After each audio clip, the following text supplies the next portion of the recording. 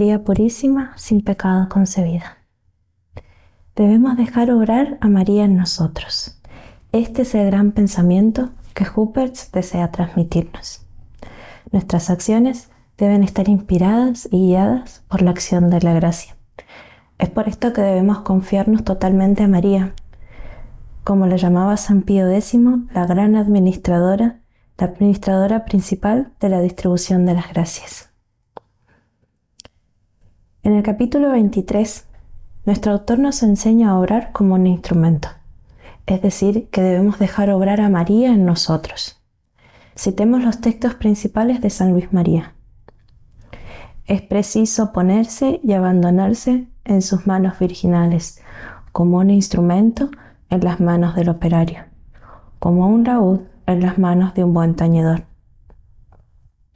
El segundo texto dice así: es menester ponerse como un instrumento en las manos de la Santísima Virgen, a fin de que ella obra en nosotros y haga de nosotros y por nosotros cuanto le plazca. El intento del siguiente capítulo es transmitir este pensamiento. Somos instrumentos vivos y libres en manos de María. Y para esto vamos a usar el ejemplo de un instrumento muy conocido que es el piano. El piano será el instrumento en el que nosotros debemos vernos reflejados. El artista, el músico, representará a María. Para esto primero analicemos el ejemplo. El piano es un instrumento inerte, es decir, que carece de vida.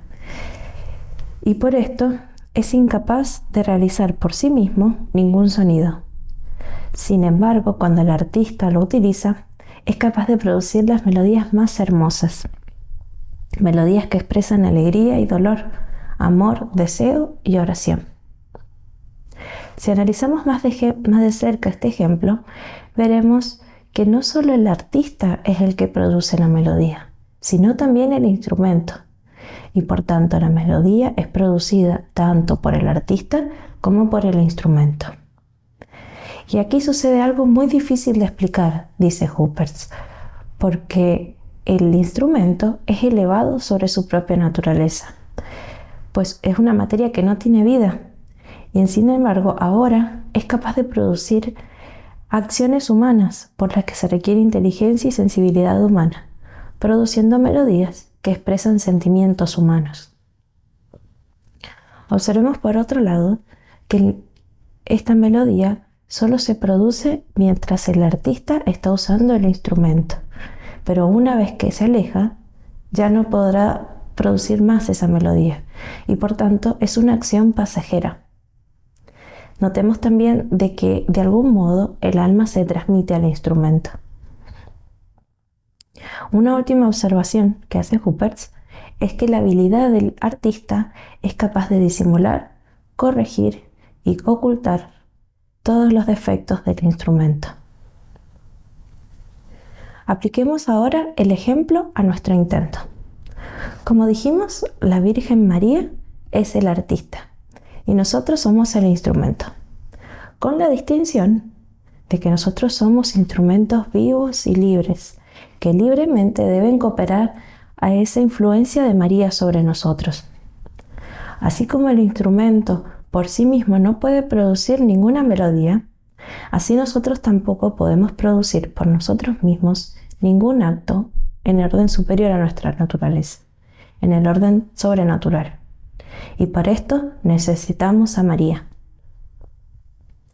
El autor nos invita a que dejemos obrar a Nuestra Señora, a esta inigualable cantora de las grandezas divinas.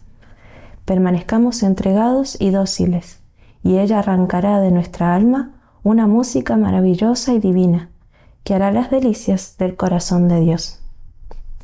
En este momento, dice Montfort, es María quien obra en nosotros. Nuestra alma es la que canta a Dios y se alegra en Él. Somos nosotros quienes realizamos esta acción. Y sin embargo es María quien en nosotros y por nosotros glorifica al Señor. Así como el alma del artista se comunica al instrumento, así María comunica su alma a nosotros por medio de la acción de la gracia. Está en nosotros para glorificar al Señor. El incomparable talento del artista, que es María, es capaz de tapar, disimular y corregir los defectos de nuestro propio instrumento espiritual. Dice Montfort: María purifica nuestras buenas obras y las embellece, adornándolas con sus méritos y virtudes, de modo que la luz de su fe disipa las tinieblas de nuestro orgullo, y el incendio de la caridad de su corazón dilata y abraza la tibieza y frialdad en nuestro. Sus méritos son nuestro adorno ante Dios, y no tenemos otra alma más que la suya para alabar a Dios, ni otro corazón para amarle. Así el autor afirma muy sabiamente: muy dichosa es el alma que está poseída y gobernada por el Espíritu de María. Para que esto sea posible, el instrumento debe cumplir con algunas condiciones. En primer lugar, debe ser un instrumento apto, porque si hay demasiadas notas falsas, demasiadas cuerdas rotas, nada bueno se puede sacar de ese instrumento. Por otro lado, debe ser un instrumento dócil, que no tenga voluntad propia, que no quiera producir su propia melodía, sino que esté siempre dispuesto a sonar la melodía de su autor. Lo que hace de nosotros un instrumento conveniente es el estado de gracia. No olvidemos además que todo apego voluntario a las criaturas en cuanto tales, al pecado venial, son esas falsas notas, esas cuerdas rotas que es en nuestra alma. Y por tanto debemos luchar contra ellas para que el artista pueda servirse de su instrumento con total libertad. Por otro lado, nuestra alma debe permanecer dócil a la melodía de María, y por tanto no debemos rechazar sus inspiraciones, sin buscar nunca tocar nuestra propia melodía, sino siempre la de María. Al finalizar esta parte, el autor nos habla del minuto de María. ¿Este minuto en qué consiste? Consiste en dedicar unos momentos antes de cada acción importante, sean nuestras ocupaciones diarias, sean nuestros ejercicios de oración, en el que nos recogeremos unos momentos y realizaremos 4 acciones principales. En primer lugar, debemos humillarnos ante Dios y ante nuestra Madre Santísima, a causa de nuestros pecados, reconociendo nuestra indignidad y nuestra incapacidad para el bien. En segundo lugar, debemos renunciar a nosotros mismos, a nuestras miras y a nuestra propia voluntad. En tercer lugar, debemos entregarnos a Nuestra Señora como instrumentos dóciles, para que ella pueda servirse de nosotros según su voluntad. Y finalmente, pedirle a María que obre en nosotros, para que nuestras obras estén siempre dirigidas a la gloria de Dios. Queremos ahora profundizar un poco en aquella pasividad de la que nos habla el santo de Montfort. Él detalla esta actitud pasiva en su método cuando habla de esta devoción en la Sagrada Comunión. Indudablemente lo que él dice respecto a la Sagrada Comunión, nosotros podemos aplicarlo a los demás ejercicios espirituales. Dice así: recuerda que cuanto más dejes obrar a María en tu comunión, tanto más glorificado será Jesús. Y tanto más dejarás obrar a María para Jesús y a Jesús en María, cuanto más profundamente te humilles y los escuches en paz y silencio, sin trabajar por ver, gustar ni sentir.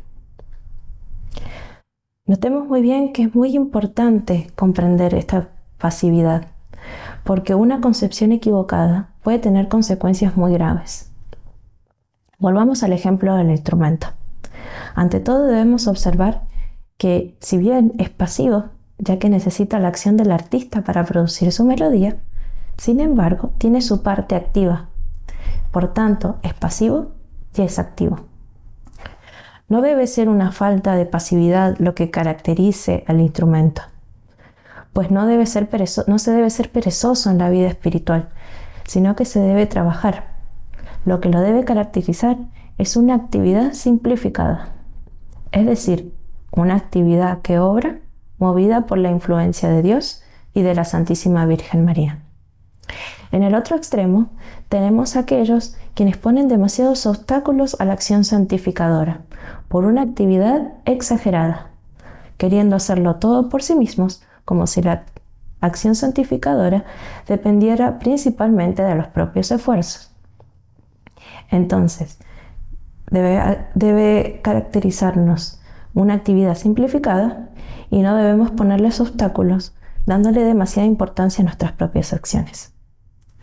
El autor aquí recomienda a quienes tengan dudas sobre su propia actitud consultar a un director sabio y experimentado para poder hallar el camino de Dios. Aquí el autor pone un ejemplo que nos ayuda mejor a comprender esta doctrina, y es respecto de la oración. Muchos habrán comprobado, cuando van a hacer oración, que un día en el que habían preparado toda una meditación a conciencia, estando frente al Santísimo, no pueden realizarla, porque solo esa presencia frente al Santísimo es suficiente para mantener el alma unida con Dios. Y puede pasar que al día siguiente uno vuelve a presentarse frente a un sagrario y quiere realizar esos mismos actos tan simples que realizó el día anterior y que ya no pueda volver a suscitar esos sentimientos. Y resulta aquí de que muchas veces es Dios quien toma la iniciativa de nuestra oración, de nuestra actividad. Pero otras veces también somos nosotros quienes necesitamos poner nuestra parte. ¿Y cómo sabremos cuál es la prueba de que esta oración es buena? Dice, la mejor prueba de que esta oración es muy buena es que uno siente una fortaleza tranquila y serena que no le habría dado ninguna otra oración vocal ni meditación ordinaria, para hacer todos los sacrificios, afrontar todas las dificultades y cumplir absolutamente todo lo que Jesús y María pudiesen esperar de nosotros. Para finalizar este capítulo, el autor aconseja una línea de conducta a modo de resumen. En primer lugar, aconseja que cuando se sienta ese atractivo a esa simplicidad, a ese silencio del alma, en el que se pueda seguir sin demasiadas distracciones, recomienda seguir ese instinto, ese atractivo, y permanecer allí mientras nos sea posible. Dado que habitualmente nos sentimos llevados a darle demasiada importancia y valor a nuestra actividad, nos parece bueno y recomendable que nosotros nos mantengamos en una actitud dócil durante unos momentos siempre al comenzar la oración. Una actitud tranquila, bajo la acción de Dios, en el que su influencia se podrá ejercer más libremente en nosotros. Y finalmente, fuera de los casos predichos en los que Dios desea tomar la iniciativa, debemos ser nosotros quienes obren. Y por lo tanto debemos meditar, excitar sentimientos, agradecimientos, presentarles nuestros respetos, nuestras necesidades, nuestras acciones de gracia. Pedirle tanto por nosotros como por las almas que nos son muy queridas y también por el mundo entero. Y para ello nos serviremos de un libro de oraciones o de meditación en la medida que nos resulten de ayuda para evitar las distracciones y así alimentar nuestra piedad. Todo esto se armoniza perfectamente con el dejar obrar a María, a condición de que otorguemos poco o ningún valor a lo que hacemos nosotros mismos. Que al comienzo de cada ejercicio y de vez en cuando en el transcurso de nuestras actividades nos unamos a María y mantengamos el contacto de nuestra alma con ella, y que para glorificar a Dios y agradar a Jesús no nos apoyemos de ningún modo en nosotros mismos, sino en las virtudes de María y en sus méritos, en sus oraciones, en su intercesión, en su acción por nosotros, acordándonos de la preciosa frase de San Bernardo: María es mi mayor confianza, ella es toda mi razón de esperar. Gloria al Padre, y al Hijo, y al Espíritu Santo, como era en el principio, ahora y siempre, por los siglos de los siglos. Amén.